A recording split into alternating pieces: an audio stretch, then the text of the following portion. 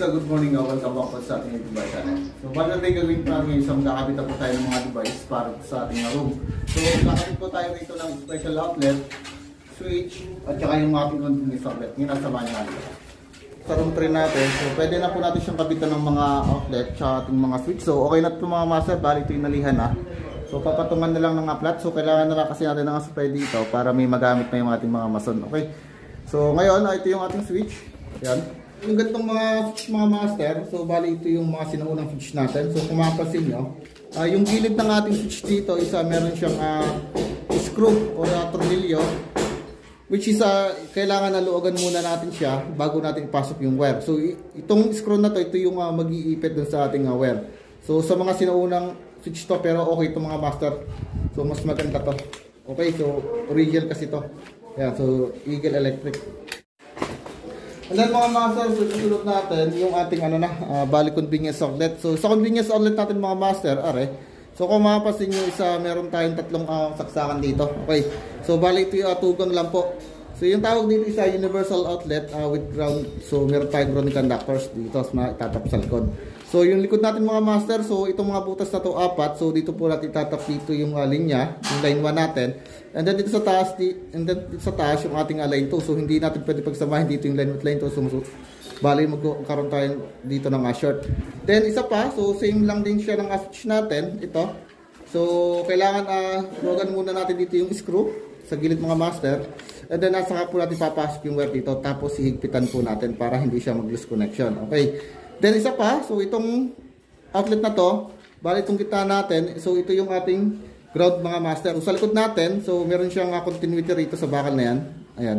So yung grounding conductors natin mga master, so dito natin siya tinatap sa may gilid natin. So same lang din, luluwagan nyo yung ating screw dito, pasok ng wire, and then higpit para hindi siya mag-loose connection.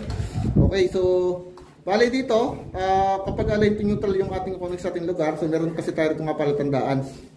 Pakita lang sa inyo. So itong maliit na butas na ito mga master, so i-compare nyo rito sa isa. So medyo maliit ang butas na to. So dito natin tinatap guys yung ating line. Ito dito sa gilid, so dito nakatap yung ating neutral line. Okay. So sa likod naman isa, meron tayong label dyan, kung mapapansin nyo. Ay na, L. And then sa taas yung N natin. So ibig sabihin, itong L natin sa live, so dito siya nakatap. Ayan, so maliit yung kanyang butas kumpara dito. So yung neutral natin, so dito naman. Okay, so medyo malaki ang butas niya. So kung pagpapasihan nyo, maliit at saka malaki. Okay, so pag line to neutral yung ating connection naman. So ito yung susundin natin. Pero kung line to line connection, so kahit magkabalik na dito, wala yung problema kasi pares naman siyang merong 110 volts. So ang importante lang dito, so huwag niyo lang siyang pagsasamahin dito. So magkakaroon tayo ito ng short circuit. So masusunog yung ating wire or bababa yung ating breaker. Okay, so ganoon lang kasimple yung explanation natin dito. Then ito pa mga master, so meron tayong special outlet para sa bawat room natin. So sa kada room natin isa, meron tayong isang outlet na isalagay na ganare. Kasi yung ating kliyente, isa meron siyang mga appliances na galing sa abroad. So nangangailangan siya ng socket na ganito. So iba kasi yung socket sa ibang bansa kumpara dito. Kalimitan kasi rin sa ibang sa Pilipinas, ang socket lang natin sa 2 pins lang.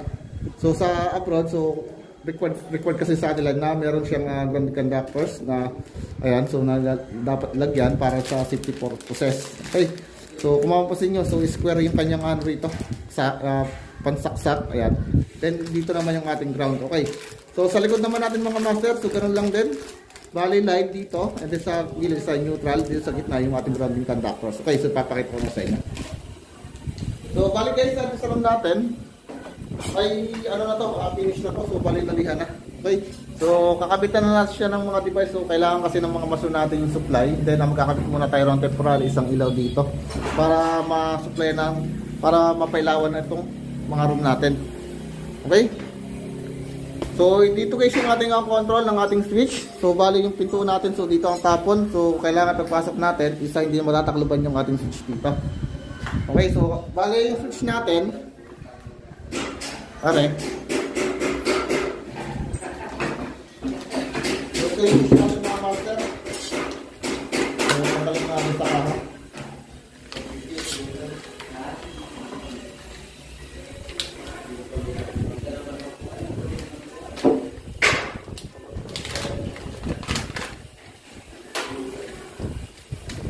Tagalin mo yung cover natin.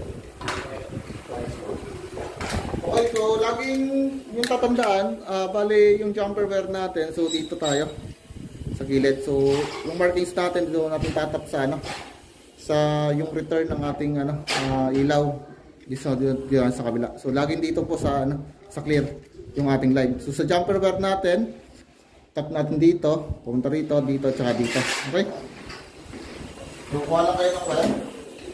Bali, gagamitin natin wire yan sa 12. So 12 yung ating ano rito, pang jumper.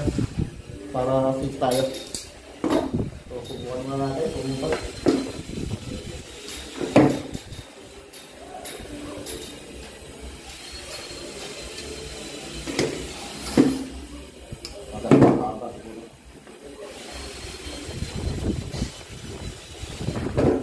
Okay, so haba ng strip gauge natin, yung balat ng ating wire dito. So meron tayong ano sa likod, ayan.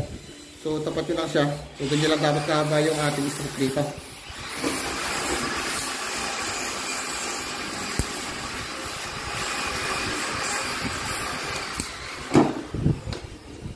Okay.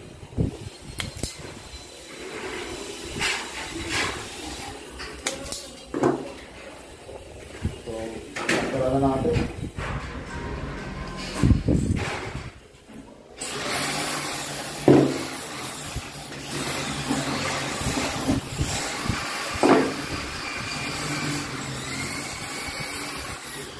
Tulugan muna natin yung mga screw din sa likod para may pasok natin dito yung ating wire. Yan.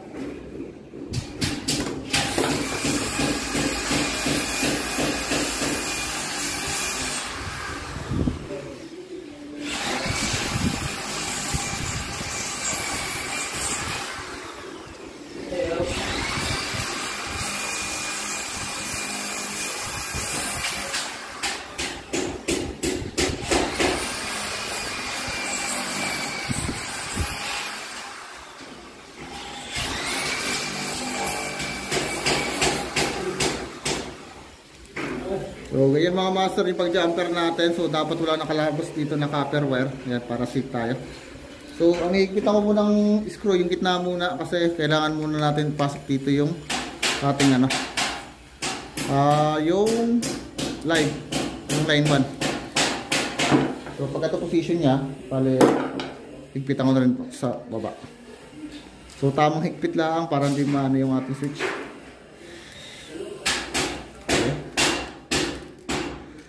Okay na, so make sure na hindi siya maglulos. Okay, so matibay.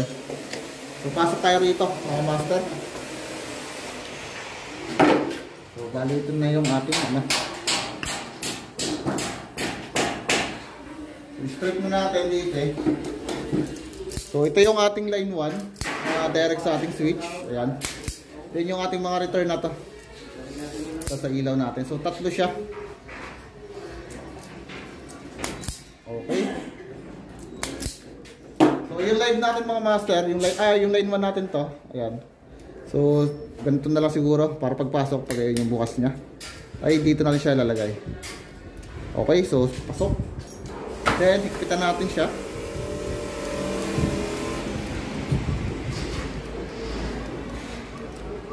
Okay. So kailangan hindi siya maglulus. Okay. Then yung unang may tape natin, are. So ito yung ating sa center light. Ayan. Center light, pasok natin din sa katapat. Ayan. So, maski pa pala yan.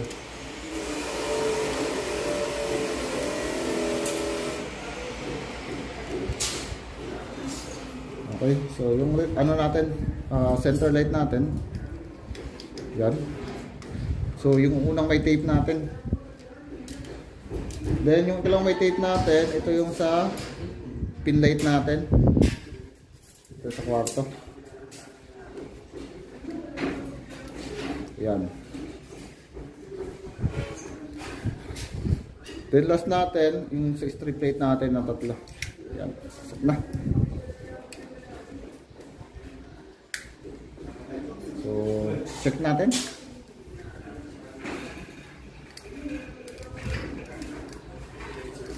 Okay. Okay, higpit lang.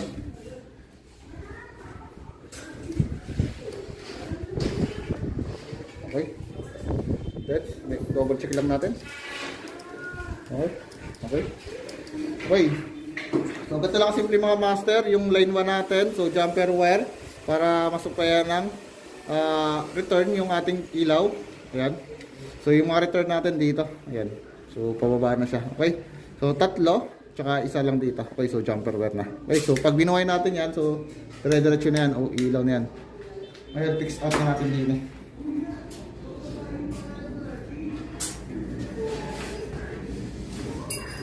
Fix na natin din.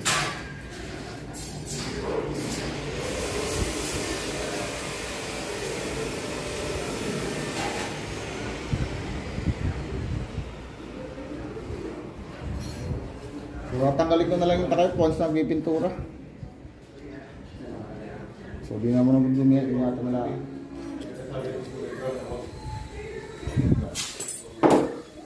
Then, pasok na siya.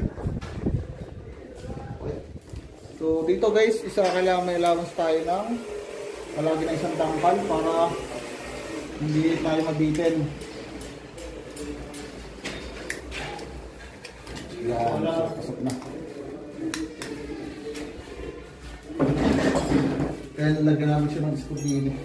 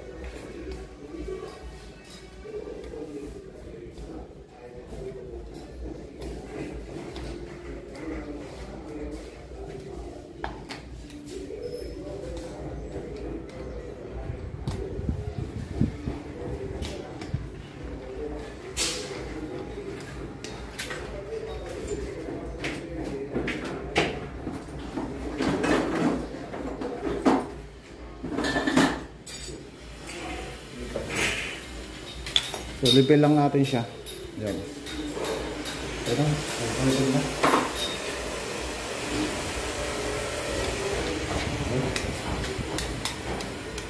Okay, so sa center light natin, sa pin light, at sa code light. Okay? Ilapis na takip.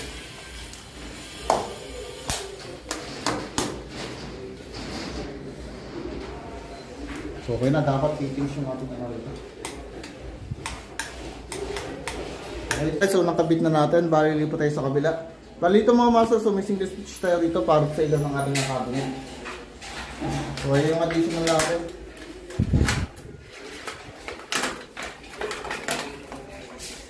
So ganun lang din. So ito yung single switch natin.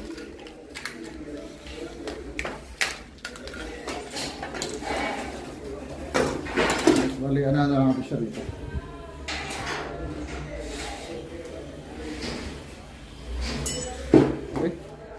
So, click natin.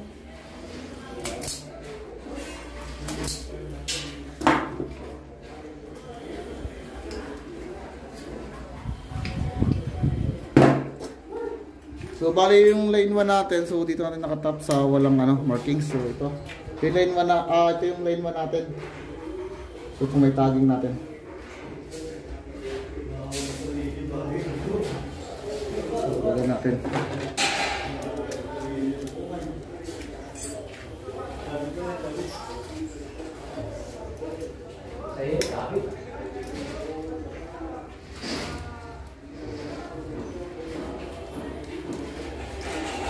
Ayan dito.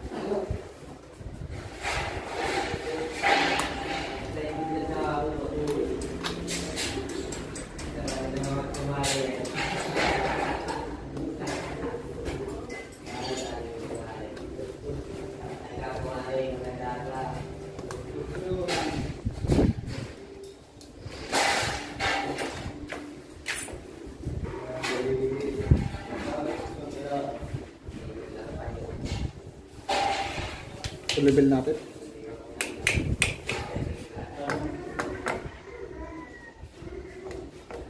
Okay.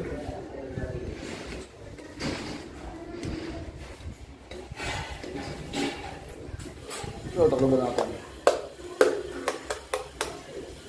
Next natin mga master sa convenience software.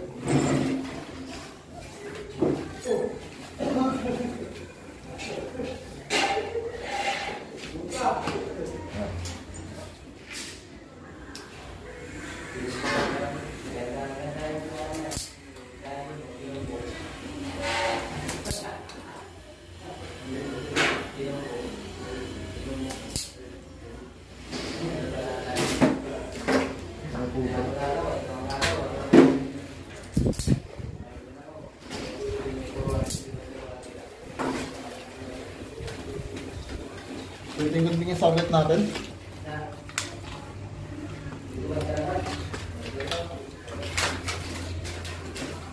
So, bali ano.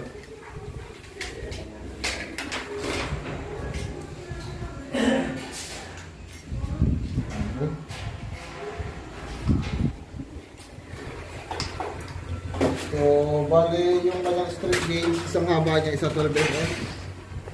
So, sakto lang. Kaya nalood ako dito yung ating screw. Ulit para maiikit natin.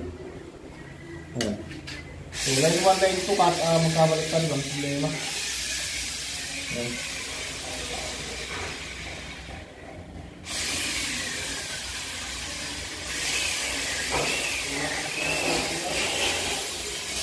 Hindi naman sa kabila yung ating ano. Line 2.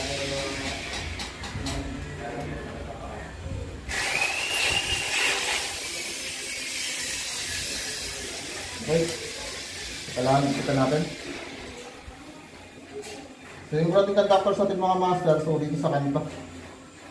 Ayan.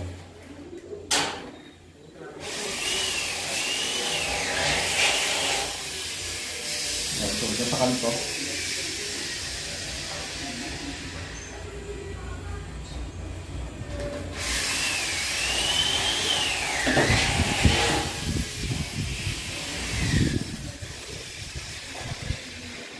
Okay.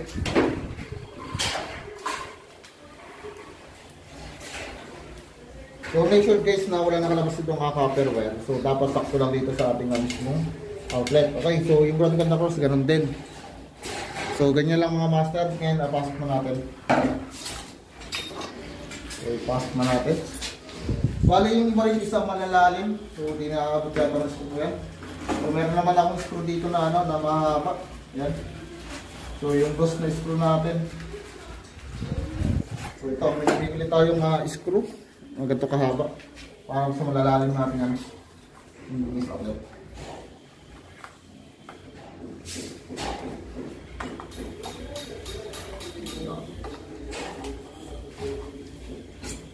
Kapag malalim, ano lang siya.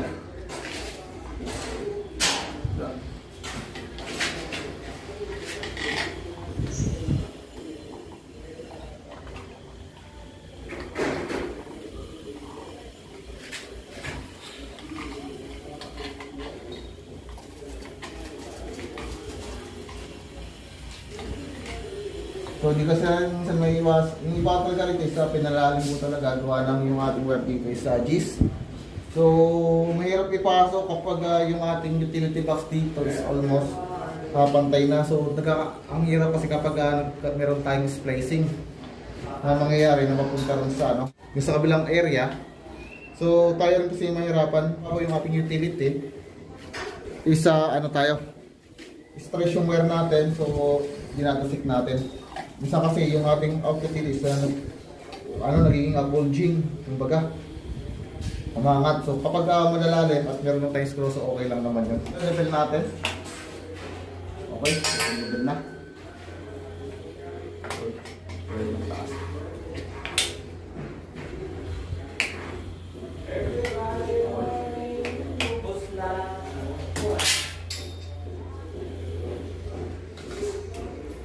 So dito mga master, isa may awang yan. Bali, nakasilihan na lang natin yan. Para mapit.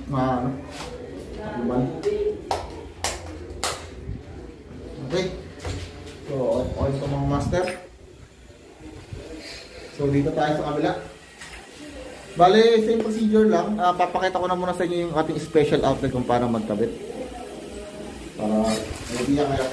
Ito yung line 1 natin. So, dito tatap sa kabila. Then line 2 dito. So, yung gitna, ito yung ating grounding conductors. Bale, ano ito mga master ha? Bale, pipigtil po yung wire natin. Para kumapit ang naigit.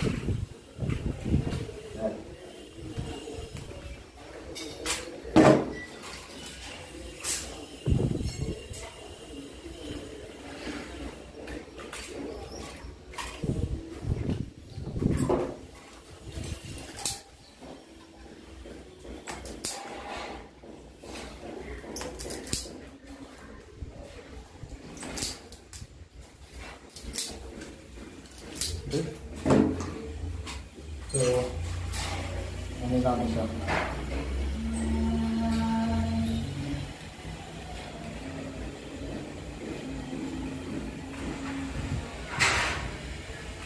So, kailangan natin siyang ipigtil mga master para maganda yung kanyang kapit sa terminal natin.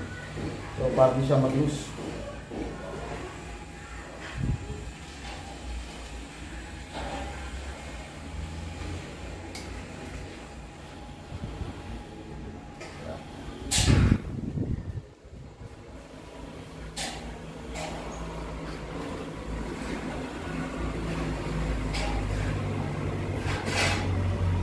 Okay. So, ganyan lang. Bale, pasok ko na rito muna yung ating isang linya. So, line 1 muna natin. So, logan nyo lang. Bale, yung logan yan. May screw siya dito. Okay. So, line 1 natin din.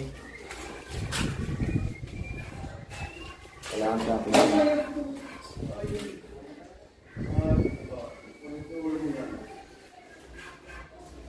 Yan.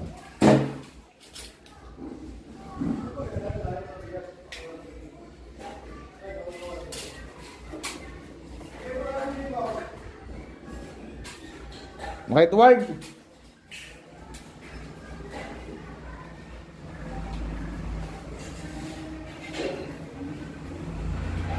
Dahil mga ating kayo po dito sa gilid.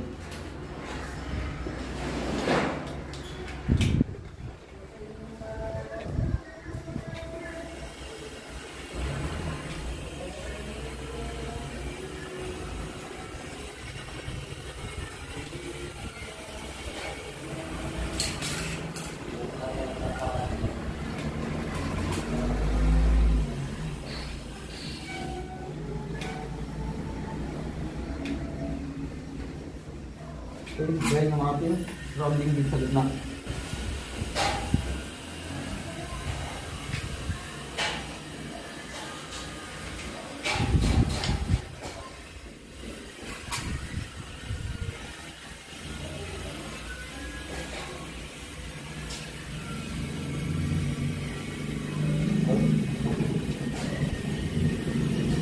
Okay na. So, dapat di siya magtulos dito. Okay, kumating yung kapit niya.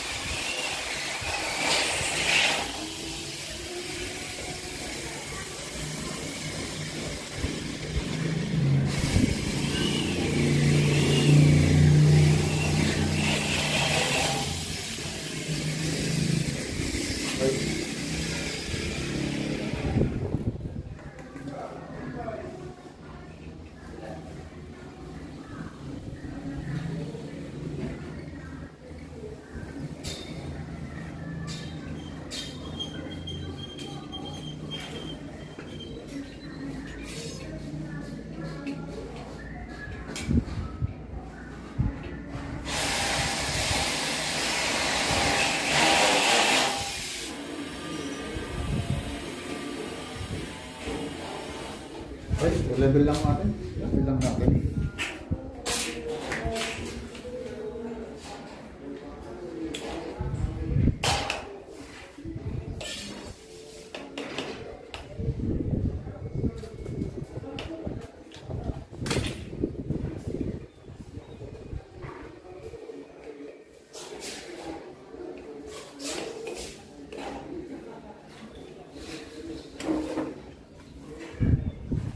Parang tatagalin ng plastic kapag ano na.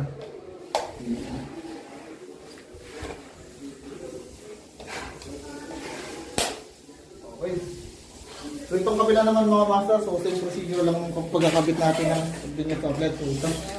Okay, so bago ko pinipapakita kasi ano tayo to para mabilis na tayo. Okay. Right mga master, so bali naikabit ko na rito yung ating outlet. Ayan, so yung dalawa natin, so isang special outlet. Isang outlet dito, ayan. Isang outlet din eh.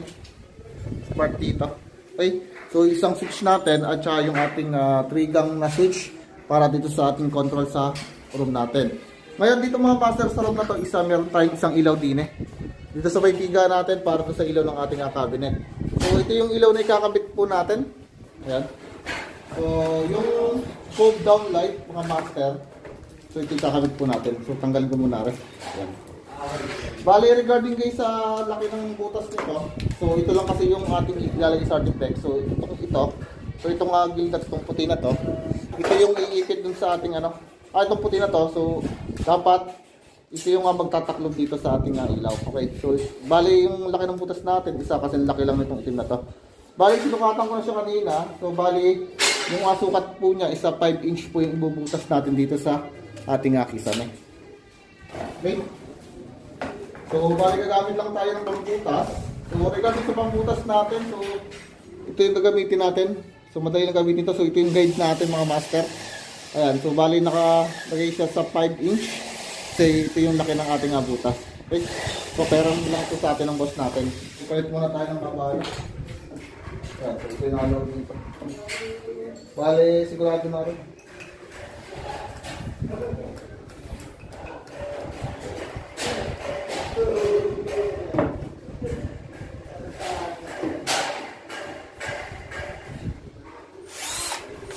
Okay. So, suwatan ko muna yung taas natin.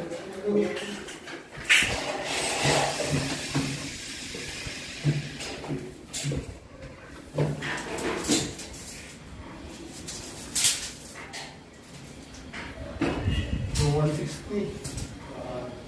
Hindi lang.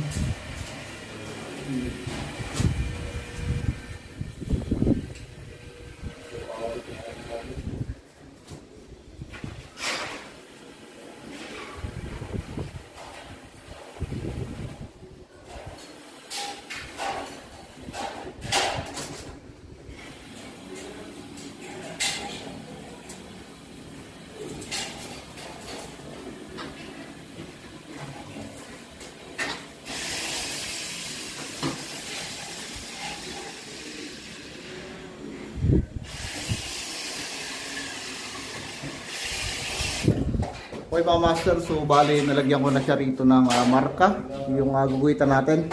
So yung haba ng kasi ng cabinet natin, simula ito sa walling is 150. So divide natin siya sa 2, so kakalabasan niya is 75. So 75 yung ano natin dito. Simula sa walling natin, so kumuha ko ng 75 dito. Then sa cabinet natin, yung lapad natin dito is 50 yung cabinet natin. So yung sukat natin simula sa 50 papunta rito is 110. So kinuha ko yung sukat ng tawag ito, divide 2, so magiging 55. So yung cross na yon, yun yung ating ilaw. Balik ginitaan ko lang yung ating cabinet tsaka yung gitna ng ating area pagpasok sa loob natin. Okay, so doon lang nakatutok yung ating ilaw. Okay, so balik na sa ito yung may guide na. Ayan, so bubutasin ko muna yung ating hardiplex, then ipapasok natin itong ating guide. So nakaano siya sa 5 inch kasi 5 inch yung ating sukat ng ating ilaw dito. So yun, putasin na natin.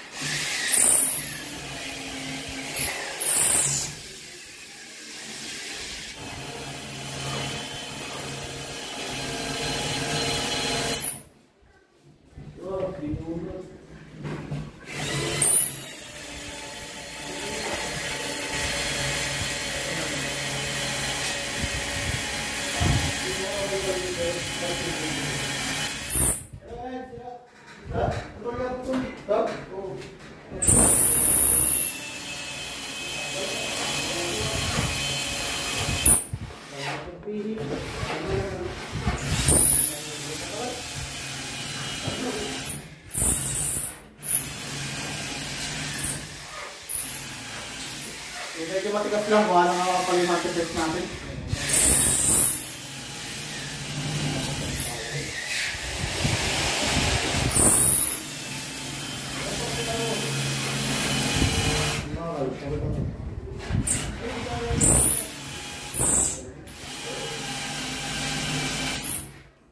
So yun, medyo nakakangalay.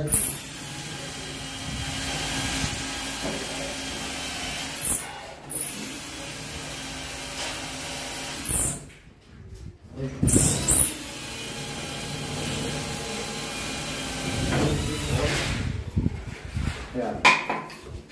So, okay na. Piping. So, anong lang siya na mga plies. Laki-laki na yan siya ng konti.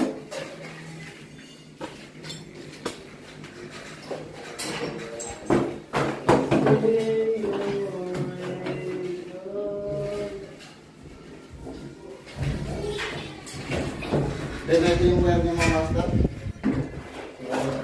Bukan natin. Ipapasok yung ating pilot dito.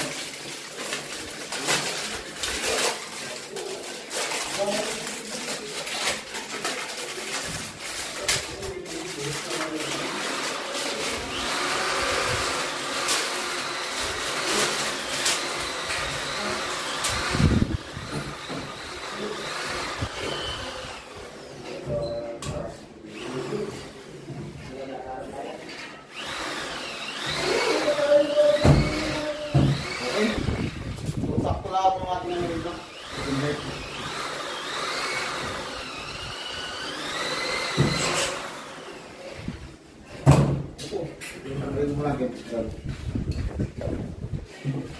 Ayan, nakikamitan muna natin yung driver. Are. So, para di tayo may harapan.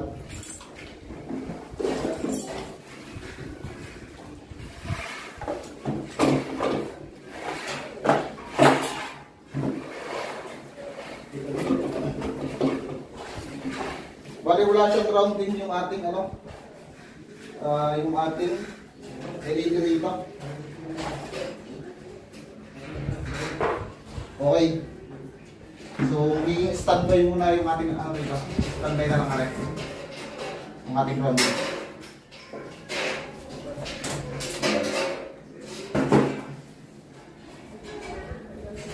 So, balunta mo na lang yung ating grounding dito.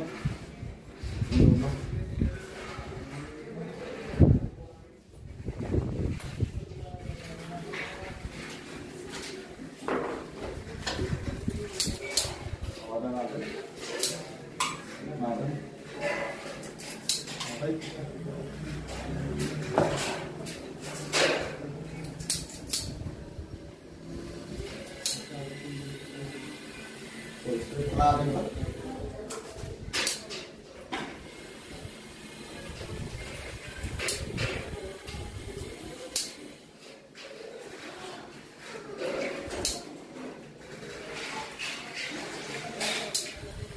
Okay, bali yung ating bali 2 corners to. So yung crown natin tap natin sa return. So yung may tape natin. Yan. So malipit lang yung wiring yan. Yung master.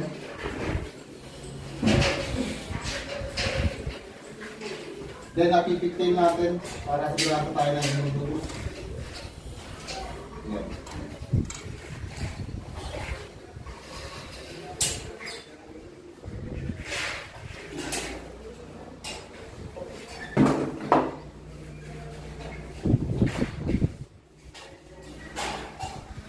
Natin.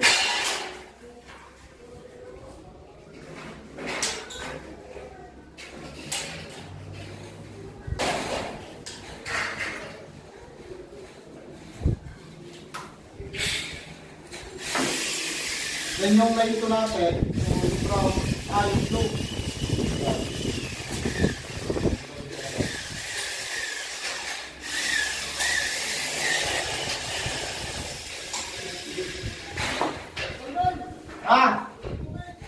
May tubig!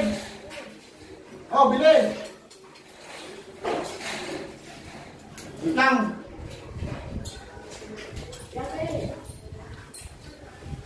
Wait lang, boss ah! So, tipan na natin yung blue. Yan, so i-blend natin.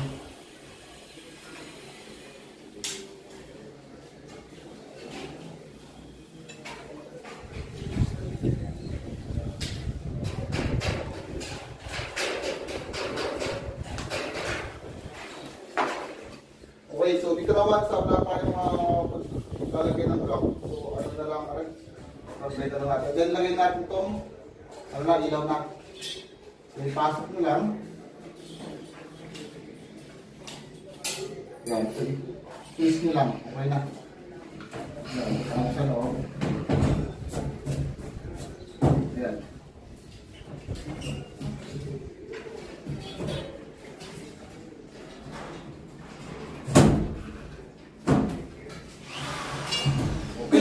So, dali na. So, ngayon isa testing tayo mga master. So, testingin na natin. So, bali guys, ito yung ating circuit breaker. So, bali guys, meron na pong supply yan. Bali na energies sa baba. So, itataas na po natin. Yan. Okay, so, taas ko yung outlet natin kanina na ginawa. Ito, continuous outlet, bedroom 2 and 3. And then, lighting outlet, bedroom 2 and 3 ito. Okay. So, check natin. Bubuhayin ko para makita ninyo. Yan. So, itaas yung circuit breaker natin. Okay na. Okay na. So, ngayon check natin yung ating mga continuous outlet. So, kung may power supply. Ayan. So, ito muna i-check natin. So, gamit lang kayo ng multi tester. Ayan. So, range nyo lang sa AC natin. AC.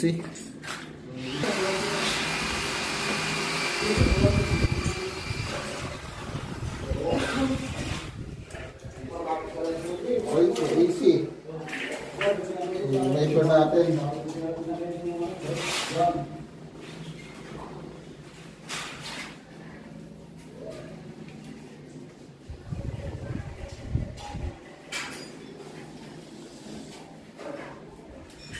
Okay. Ayan mga master, so meron tayong 223 volts. Okay. So sa kabila. Okay, so 23 volts to 24. Okay. So dito naman, so di kasi yung aking ano. So may takip pala siya. So ano na lang, okay raw good na yan. So pekat nyo lang yung ating ilaw, yung switch dito. So parang karoon supply. So pag umilaw to may supply na. So pag wala na, off natin.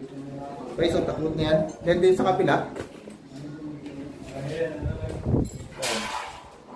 So 224 volts. Dito sa kabila is also 224 volts na. Yan. So naglalaro tayo kung ano kami gumaga. So naglalaro yung ating supply. Yan nag-stable. Okay. So dito naman. Ayan, so 225 volts. Good. Okay, so 225 volts na mga master. Okay, so yun lang muna mga master.